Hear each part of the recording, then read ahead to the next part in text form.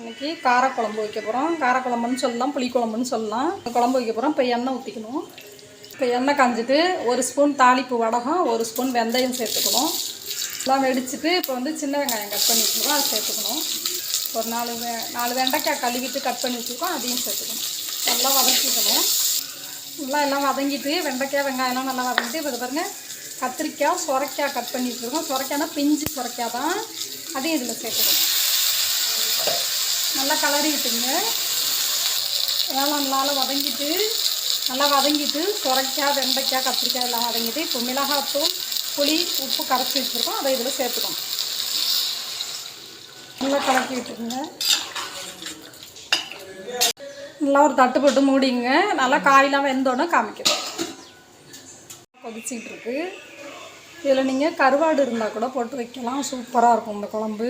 பாருங்க சூப்பராக ரெடி ஆகிடுச்சு குழம்பு. இதுமாரி நீங்கள் எல்லா காயும் போட்டு இந்தமாரி காரக்குழம்பு வச்சு பாருங்கள், செம்ம டேஸ்ட்டாக இருக்கும். நாங்கள் சுரைக்காய் வெண்டைக்காய் கத்திரிக்காய் எல்லாம் போட்டு வச்சுருக்கோம். பீட்ரூட் பொரியல் செய்ய போகிறோம். அதுக்கு சின்ன வெங்காயம் 2 பச்சை மிளகாய் கருவேப்பிலை கிணி வச்சுருக்கோம், அதை சேர்த்துக்கணும்.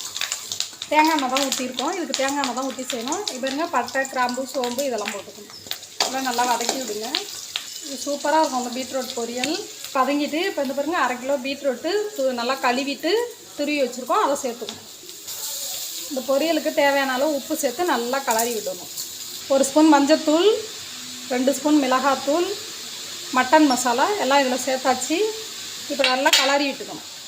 மட்டன் மசாலா போட்டு பொரியல் செய்யுங்க, செம்ம டேஸ்ட்டாக இருக்கும். தண்ணியெல்லாம் சேர்க்கக்கூடாது. இது அப்படி கலரிட்டு ஒரு தட்டு போட்டு மூடினீங்கன்னா அதுவே தண்ணி விடும். ரெடியானோன்னா காமிக்கிறேன். பொரியல் ரெடி ஆகிட்டு பாருங்கள். இப்போ கலரி விட்டுக்கணும். பாருங்கள் தண்ணியே ஊற்றல, அதுவே தண்ணி விட்டுட்டு பாருங்கள். இந்த பொரியல் புளிக்குழம்புக்கும் அதுக்கும் சூப்பராக இருக்கும். ஃப்ரெண்ட்ஸ் பொரியல் ரெடி ஆகிடுச்சு பாருங்கள். நல்லா பொலன்னு வந்துட்டு பாருங்கள். இப்போ இந்த ஸ்டேஜில் தேங்காய் சேர்த்துக்கணும். இந்த பாருங்கள் 1/4 மூடி தேங்காய் துருவி வச்சுருக்கோம், அதையும் இதில் சேர்த்துக்கணும். சேர்த்து நல்லா கலரி விட்டுக்குங்க.